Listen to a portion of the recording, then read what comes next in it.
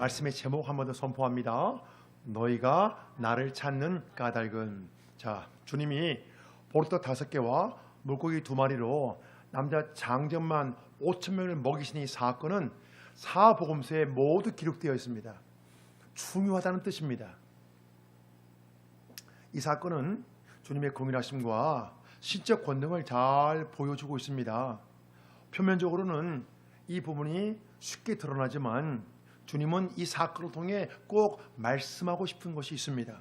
자, 과연 이것이 무엇인지 살펴보길 원합니다.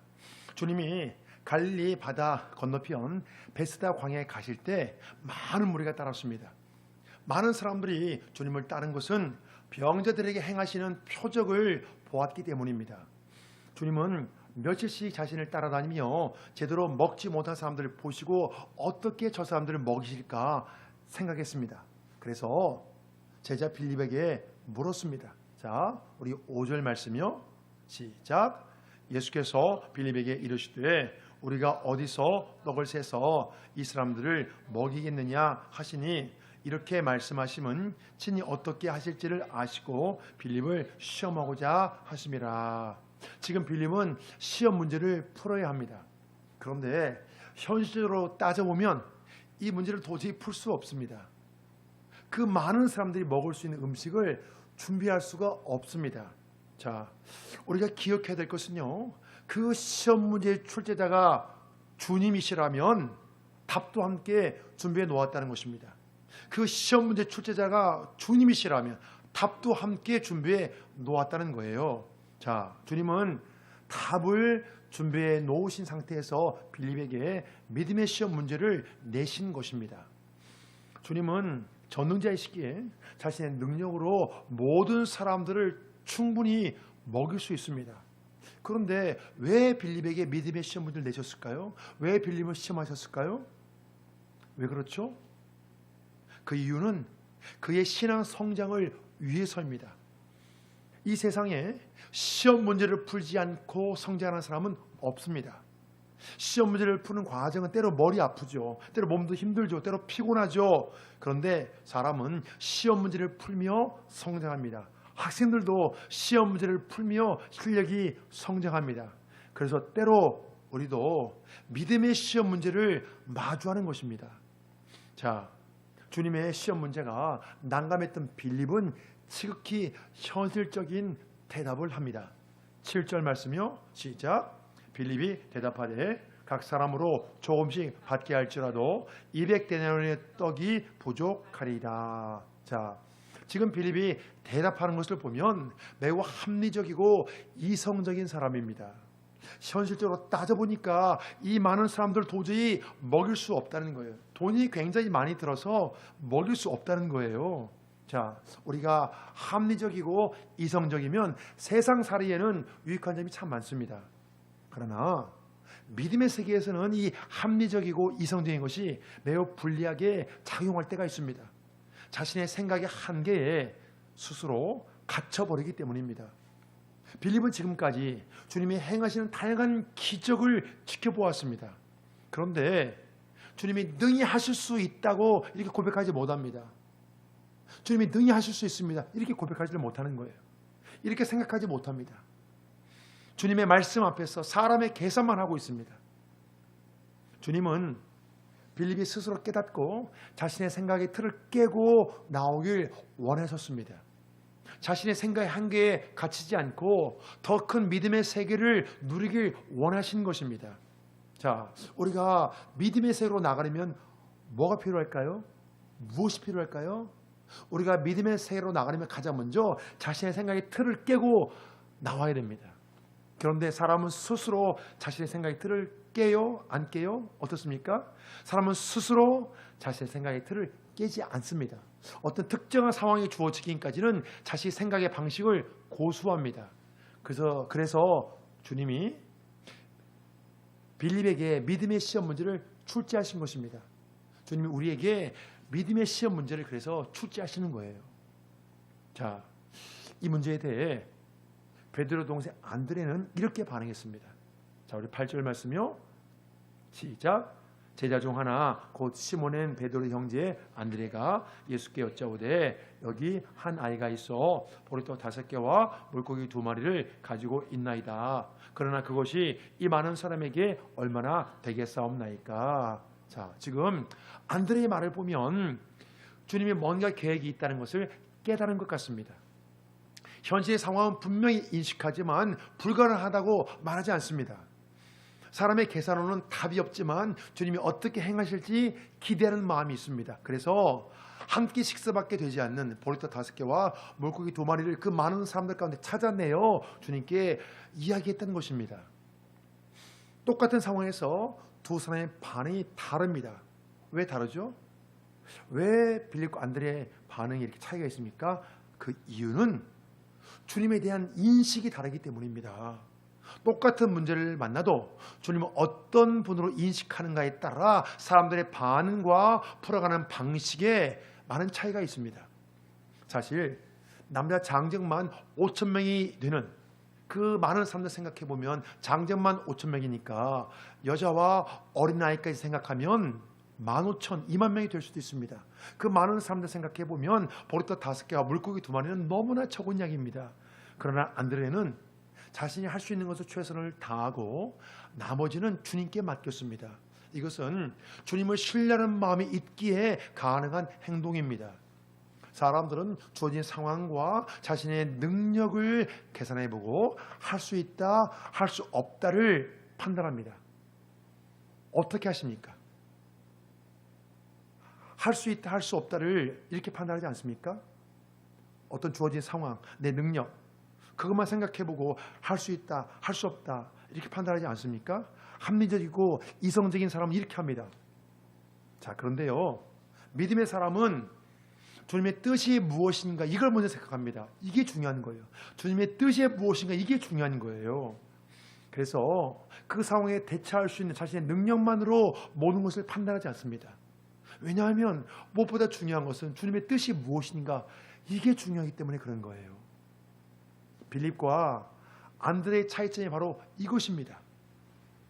주님의 똑같은 제자지만 안드레는 주님의 의도를 파악했습니다. 그래서 빌립이 불가능하다고 포기했을 때 안드레는 믿음의 행동을 했습니다. 믿음은 주님의 뜻에 응답하는 것입니다. 우리가 믿음에 대해서 다양하게 말할 수 있거든요. 그런데 오늘 성경 본문에서 믿음에 대해서 말해본다면, 오늘 성경 본문과 관련해서 믿음에 대해 말해본다면 믿음은 주님의 뜻에 대해 응답하는 것입니다. 자, 우리 다 같이 함께 한번 선포해 봅니다. 믿음은 주님의 뜻에 대해 응답하는 것이다.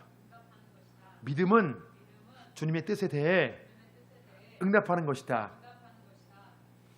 기적은요, 사람이 주여 믿습니다 이렇게 외치고 밀어붙인다고 해서 가능한 것이 아닙니다. 왜냐하면 이것은 성경이 말씀하는 믿음이 아니기 때문이에요. 믿음의 행동은요, 그 상황 속에 담긴 주님의 뜻을 잘 깨닫고 그 뜻에 맞추어 이루어져야 합니다. 주님의 뜻에 맞추어 이루어져야 믿음의 행동인 거예요. 그래서 이 두 가지 질문이 중요합니다. 이 상황 속에 담긴 주의 뜻이 무엇입니까? 주의 뜻이 무엇입니까? 그리고 제가 어떻게 합니까? 이 두 가지 질문이 중요해요. 항상 이 상황 속에 담긴 주의 뜻이 무엇입니까? 그걸 물어보고 그 다음에 저는 어떻게 됩니까? 제가 어떻게 합니까? 이 두 가지 질문이 중요한 거예요. 우리가 주님이 뜻하시는 것에 나 자신을 맞춰 나가는 바로 이것이 주님이 원하시는 믿음의 행동입니다. 자, 주님은요, 사람을 잔디에 앉히시고 감사기도를 드리고 그 음식을 나누어 주었습니다. 그런데요, 참으로 놀라운 사건이 일어났습니다. 사람들이 먹고 싶은 만큼 원하는 대로 나눠줬는데도 음식이 바닥나지 않는 거예요. 음식이 떨어지지 않는 거예요. 모두가 배불리 먹었는데도 음식이 떨어지지 않고 오히려 12바구니가 남았습니다. 자, 12절 말씀이요. 시작. 그들이 배부른 후에 예수께서 제자들에게 이르시되 남은 조각을 거두고 버리는 것이 없게 하라 하심으로 이에 거두니 보리떡 5개로 먹고 남은 조각이 12바구니에 찼더라. 이 사건을 표면적으로 보면 보리떡 5개와 물고기 2마리로 큰 무리를 먹이신 기적만 보일 수 있습니다. 그러나 요한복음은 기적을 뭐라고 말씀하죠? 표적이라고 말씀합니다. 주님의 기적 속에 메시아 되심을 나타내는 메시지가 담겼기 때문이에요. 그러나 사람들은 표적을 통해 주님의 메시아 되심을 생각하기보다 지극히 인간적인 욕심을 품었습니다. 그 적은 음식으로 큰 무리를 먹이신 것을 보니까, 그 능력을 보니까 그 능력이라면 우리의 소원을 성취해 줄 수 있겠구나, 이렇게 생각한 거예요. 사람들은 능력자 예수님을 왕으로 삼아 로마의 식민지에서 벗어나고 싶었습니다. 자, 14절 말씀이요. 시작. 그 사람들이 예수께서 행하신 이 표적을 보고 말하되 이는 참으로 세상에 오실 그 선지자라 하더라. 그러므로 예수께서 그들이 와서 자기를 억지로 붙들어 임금으로 삼으려는 줄 아시고 다시 혼자 산으로 떠나 가시니라. 이 당시 유대 백성들은 로마의 압제에서 자신들을 구원해 줄 지도자를 갈망하고 있었습니다. 성경에서 말씀하는 메시아, 구약 성경에 하나님께서 메시아를 보내주신다고, 구원자를 보내주신다고 계속 예언됐거든요. 그래서 구약 성경에 예언된 그 메시아를 정치적인 구원자로 이해했던 거예요. 정치적인 구원자로. 사람들은 이와 같은 잘못된 메시아관을 갖고 있었습니다. 보리떡 5개와 물고기 2마리로 많은 무리를, 그 큰 무리를 먹이시는 능력을 보니까 주님 왕이 되시면 잘 먹고 잘 살 수 있겠다고 생각했습니다. 로마의 식민지에서 이 사람들이 세금을 많이 빼앗겼거든요. 그래서 굉장히 삶이 어려웠거든요. 그래서 저 능력자 주님이 왕이 되시면 자기들이 잘 먹고 잘 살 수 있겠다고 생각했던 것입니다. 그래서 주님을 통해 자신들의 세속적인 욕망을 성취하고 싶었습니다. 그래서 주님의 뜻에 관계없이 자신들의 왕으로 삼으려 했던 거예요. 그러나 주님이 이 땅에 오시면서 성부 하나님께 받은 사명이 있습니다. 주님이 이 땅에 오시면서 받은 사명이 있어요. 그것은 바로 이 세상을 죄에서 구원하는 것입니다.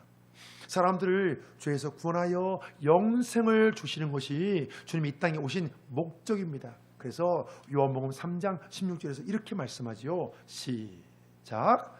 하나님이 세상을 이처럼 사랑하사 독생자를 주셨으니 이는 그를 믿는 자마다 멸망하지 않고 영생을 얻게 하려 하심이라. 주님이 이 땅에 오신 것은 영원한 생명을 주시기 위해서입니다. 주님은 오병이어의 기적을 통해 바로 당신이 생명의 떡인 것을 말씀하고 싶은 거예요. 우리가 이제 보다 보면 뒷부분에 주님이 나는 생명의 떡이라고 이렇게 말씀하시거든요. 그래서 사람들이 아무리 배불리 먹어도 떡이 바닥나지 않는 것처럼, 아무리 배불리 먹어도 떡이 떨어지지 않는 것처럼 주님 안에 있는 생명의 풍성함을 말씀하고 싶은 거예요. 자, 주님은요, 사람들이 자신을 세상 나라의 왕으로 세우려 하자 그곳을 피해 산으로 떠나셨습니다. 그 상황에서 제자들은 주님이 지시한 대로 배를 타고 가버나움에 바다 건너편에 가고 있었습니다. 그런데 제자들이 탄 배가 광풍을 만났습니다. 자, 우리 17절이요. 시작. 배를 타고 바다를 건너 가버나움으로 가는데 이미 어두웠고 예수는 아직 그들에게 오시지 아니하셨더니 큰 바람이 불어 파도가 일어나더라. 지금 제자들은 바다 한복판에서 광풍을 만났습니다. 날이 저물어 캄캄한 상태에서 광풍을 만났기에 더욱 두려웠을 거예요. 자신의 능력으로 이 상황을 해결할 수도 없고 이곳에서 벗어날 수도 없습니다. 우리도 그런 상황을 만날 수 있잖아요. 내 능력으로 해결할 수도 없고 거기에서 벗어날 수도 없습니다. 지금 제자들이 그런 상황이에요. 거센 풍랑에 배가 파손당할 수도 있기에 제자들은 생명의 위협을 느꼈을지도 모릅니다. 제자들이 그 위기 상황에서 몸부림치고 있을 때 주님이 바로 그곳에 찾아오십니다. 자, 우리 19절이요. 시작. 제자들이 노를 저어 10여리쯤 가다가 예수께서 바다 위로 걸어 배에 가까이 오심을 보고 두려워하거늘 이르시되 내니 두려워하지 말라 하신대 이에 기뻐서 배로 영접하니 배는 곧 그들이 가려는 땅에 이르렀더라. 파도가 몰아치는 바다 위를 주님 마치 땅을 걷는 것처럼 걸어오셨습니다. 제자들은 자신의 두 눈으로 똑똑히 목격하고도 믿기 힘들었을 거예요. 주님이 바다 위를 마치 땅처럼 걸어오셨습니다. 이것이 무엇을 의미하죠? 주님이 바다를 땅처럼 걸어오셨다는 것이 무엇을 의미합니까? 이것은요, 바로 주님이 세상 만물을 창조하셨고 만물을 다스리는 왕이신 것을 뜻합니다. 지금 주님은요, 바다 한복판에 서서 두려워하는 제자들에게 내니 두려워하지 말라, 나다 두려워하지 말라고 말씀했습니다. 제자들은 기쁜 마음으로 주님을 배 안으로 모셨습니다. 주님 배에 타시자 그토록 몰아치던 광풍이 멈추고 풍랑이 잔잔해졌습니다. 그래서 제자들은 목적지에 무사히 도착할 수 있었습니다. 제자들이 풍랑 위기에서 벗어난 바로 이것은요, 주님이 우리와 함께 하시는 것이 어떤 결과를 가져오는지 분명히 보여주고 있습니다. 자, 그래서요, 중요한 것은 제자들이 주님을 배 안에 모신 것처럼 나의 삶의 현장에 주님을 주인으로 모셔야 한다는 거예요. 주님께서 나의 삶의 현장을 다스려 주시길 사모하며 그곳에 주님을 모셔야 합니다. 때로 우리가 마음이 힘들고 괴로울 때 주님, 제 마음을 다스려 주세요. 주님이 제 마음의 주인임을 고백합니다. 주님, 제 마음에 평안을 주세요. 우리 이렇게 고백하고 기도하고 선포할 수 있어야 되는 거예요. 때로 어떤 상황에 어려움이 있을 때, 환경적인 어려움이 있을 때 그 환경 속에 우리 주님을 초청하는 것입니다. 주님이 내 삶의 현장의 주인이심을 고백합니다. 이 어려운 현장을 주님 다스려 주옵소서. 주님께서 이 현장에서 역사해 주옵소서. 주님 통치하여 주옵소서. 우리 이렇게 기도하고 우리가 선포할 수 있어야 되는 거예요. 주님과 함께 동행하는 자가 받는, 주님과 함께하는 자가 받는 은혜와 복이 있기 때문입니다. 자, 사람들은요, 주님을 왕으로 세우려는 욕심을 포기하지 않았습니다. 다음날 아침이 되자 오병이어의 기적을 체험한 사람들은 주님을 찾아다녔어요. 주님을 찾는 사람들의 심령은 매우 절박했습니다. 주님의 큰 능력으로 자신의 문제를 해결받고 싶었기 때문이에요. 우리도 이런 마음을 갖고 주님을 찾을 수 있잖아요. 그렇기 때문에 우리가 말씀을 잘 따라오셔서 우리가 만약에 말씀을 통해 뭔가 어떤 부분이 조정돼야 할 부분이 있다면 말씀을 잘 듣고 우리의 생각과 마음을 우리가 잘 조정할 수 있어야 됩니다. 자, 주님은요, 배를 타고 바다 건너편까지 자신을 찾아온 사람들에게 이렇게 말씀했습니다. 자, 우리 26절요. 시작. 예수께서 대답하여 이르시되 내가 진실로 진실로 너에게 이르노니 너희가 나를 찾는 것은 표적을 본 까닭이 아니요 떡을 먹고 배부른 까닭이로다. 자, 우리가 지금 이 말씀의 분위기를 보면 주님이 아니 너희들이 바다 건너편까지 날 찾아왔구나 이렇게 칭찬하는 분위기가 아닙니다. 주님이 사람들을 책망하는 분위기예요. 바다 건너편까지 배를 타고 찾아온 사람들을 왜 주님이 왜 책망하실까요? 주님을 찾는 목적이 오직 육신적인 욕구를 채우는 것에만 집중되어 있었기 때문이에요. 주님은 오병이의 기적을 통해 자신이 생명을 주는 떡이요 영원한 생명을 주시는 메시아이심을 암시했습니다. 내가 생명을 주는 떡이다. 내가 영생을 주는 메시아다. 이걸 암시하는 거예요. 이 표적을 통해 사람들이 주님을 믿고 영생 얻기를 원하셨습니다. 그러나 사람들은 오직 현실적인 문제에만 모든 관심이 집중되어 있었습니다. 주님은 사람들의 이런 모습이 너무나 안타까운 거예요. 너무 안타까운 거예요. 현실적인 생활 문제에만 모든 집중되어 있으면 근본적인 영혼의 문제는 생각할 틈이 없습니다. 진짜 중요한 것은 영혼의 문제이고 영생의 문제입니다. 진짜 중요한 것은 영혼의 문제이고 영생의 문제인데 현실적인 생활에만 너무 거기만 너무나 집중하고 있으면 영혼의 문제를 생각하지 못하는 거예요. 그래서 주님은 썩을 양식을 위하여 일하지 말라고 당부했습니다. 자, 우리 27절 말씀이요. 시작. 썩을 양식을 위하여 일하지 말고 영생하도록 있는 양식을 위하여 하라. 이 양식은 인자가 너에게 주리니 인자는 아버지 하나님께서 인치신 자니라. 주님이 썩을 양식을 위해 살지 말고 영생을 위해서 살라는 것은 결국 너 자신을 위해서만 살지 말고 주님을 위해 살라는 것입니다. 우리가 썩어진 세상 것을 목표로 살지 않고 영생을 주시는 주님을 위해 사는 것이 진정한 복이기 때문에 그렇습니다. 그래서 마태복음을 보면 주님이 이렇게 말씀했습니다. 마태복음 6장에 나오는 말씀이에요. 무엇을 먹을까? 무엇을 마실까? 무엇을 입을까? 염려하지 말라. 이렇게 말씀했습니다. 그리고 마태복음 6장 이제 이 뒷부분에 보면 이 말씀과 함께 너희는 먼저 그의 나라와 그의 의를 구하면 너에게 이 모든 것을 더해 주시겠다고, 이 모든 것을 더하시겠다고 약속했습니다. 이 말씀이 오늘 말씀과 다 통하는 거예요. 그래서 우리가 영원한 양식이 되시는 예수님을 위해 살아갈 때 육신의 양식까지 주시겠다는 것입니다.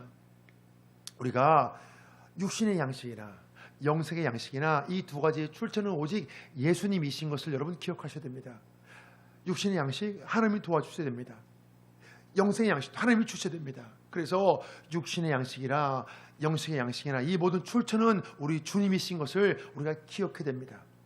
많은 사람들이 육신의 양식을 취하기 위해 밤 늦게까지 수고하며 최선을 다합니다. 육신의 양식 취하기 얼마나 노력하고 얼마나 애를 씁니까? 그러나 우리가 영생의 양식을 위해서는 과연 얼마나 수고하며 노력하는지, 내가 영생의 양식에 얼마나 관심을 갖고 있는지, 얼마나 애를 쓰는지 한번 자신을 성찰해 봐야 합니다. 성경을 보면요, 주님은 사람들의 고통과 문제를 해결해 주시기 위해 많은 기적을 행했습니다.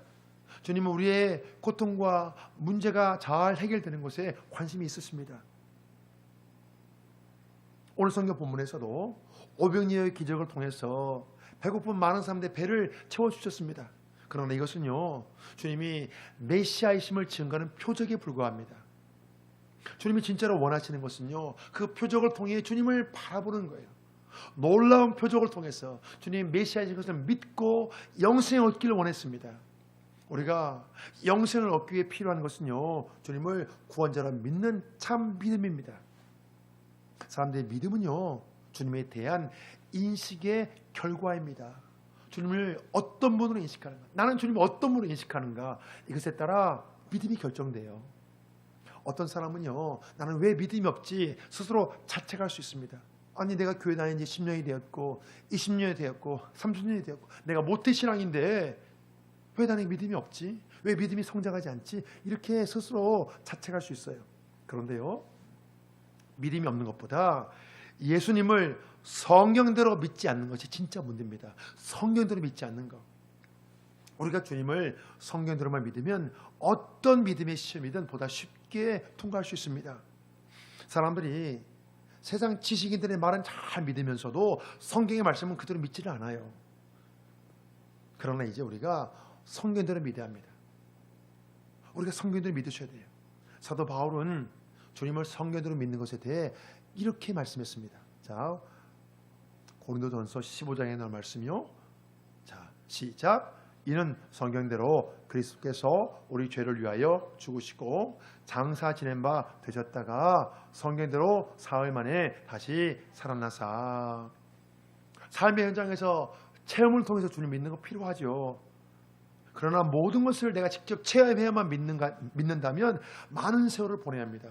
우리가 체험을 하는 거, 체험하고 믿는 거 굉장히 중요합니다. 필요합니다. 그런데 모든 것을 내가 체험해야만 믿는다면 너무나 많은 시간이 필요하고 너무나 많은 세월이 소용이 되는 거예요. 그래서 중요한 것은요, 성경대로 믿는 거예요. 우리가 체험을 통해서 하나님 믿는 거, 체험을 통해서 예수님 믿는 거 필요합니다. 중요합니다. 그러나 그것과 함께 성경대로 믿는 거예요. 성경 말씀대로 믿는 거예요.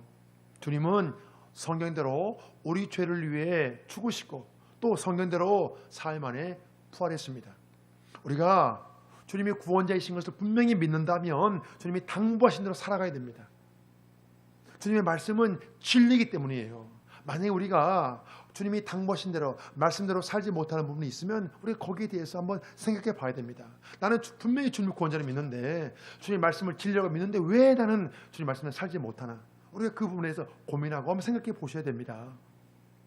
자, 그래서 이제 이 땅에 썩을 양식을 위해서만 살지 마시고 영생의 양식을 위해 살아가시길 주의 이름으로 축복합니다. 아멘. 2022년 7월 31일 선포 기도문. 너희가 나를 찾는 까닭은 감사 주여 주님께서 나를 죄에서 구원하여 주시고 영생을 주셨으니 감사합니다. 주여, 위기 상황에서 몸부림치고 있을 때 주님이 바로 그곳에 찾아와 주시니 감사합니다. 주여, 무엇을 먹을까, 무엇을 마실까 염려하지 말라고 말씀해 주시니 감사합니다. 주여, 영원한 양식이 되는 예수님을 위해 살아갈 때 육신의 양식까지 주시니 감사합니다. 회개, 주여, 주님의 말씀 앞에서 사람의 계산만 했던 것을 용서해 주세요. 주여, 상황과 능력만으로 할 수 있다, 할 수 없다 판단했던 것을 용서해 주세요. 주여, 내 삶의 현장에 주님을 주인으로 모시지 않았던 것을 용서해 주세요. 주여, 오직 나의 육신적인 욕구를 채우기 위해 주님을 찾았던 것을 용서해 주세요. 주여, 예수님을 성경대로 믿지 않았던 것을 용서해 주세요. 결단, 주여, 이제부터 내 생각의 틀을 깨고 믿음의 세계로 나가겠습니다. 주여, 이제부터 내가 할 수 있는 것은 최선을 다하고 나머지는 주님께 맡기겠습니다. 주여, 이제부터 주님이 뜻하시는 것에 나 자신을 맞추어 나가겠습니다. 주여, 이제부터 주님께서 내 삶의 현장을 다스려 주시길 사모하며 그곳에 주님을 모시겠습니다. 주여, 이제부터 나 자신만을 위해 살기보다 주님을 위해 살겠습니다. 주여, 이제부터 예수님을 성경대로 믿고 어떤 믿음의 시험이든지 잘 통과하겠습니다. 명령 선포. 나는 시험 문제 출제자가 주님이라면 답도 함께 준비해 놓았다는 것을 믿는다. 믿음은 주님의 뜻에 대해 응답하는 것이다. 믿음의 행동은 그 상황 속에 담긴 주님의 뜻을 잘 깨닫고 그 뜻에 맞추어 이루어져야 한다. 주님이 뜻하시는 것에 나 자신을 맞추어 나가는 것이 주님이 원하시는 믿음의 행동이다. 주님이 이 땅에 오신 것은 우리에게 영원한 생명을 주시기 위함이다. 나는 주님이 세상 만물을 창조하셨고 만물을 다스리는 왕이신 것을 믿는다. 썩어질 세상 것을 목표로 살지 않고 영생을 주시는 주님을 위해 사는 것이 진정한 복이다.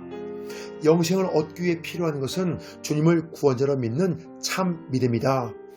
주님은 성경대로 우리 죄를 위해 죽으시고 성경대로 사흘 만에 부활하셨다. 종민아, 너는 이 땅의 썩을 양식을 위해서만 살지 말고 영생의 양식을 위해 살아갈지어다. 아멘.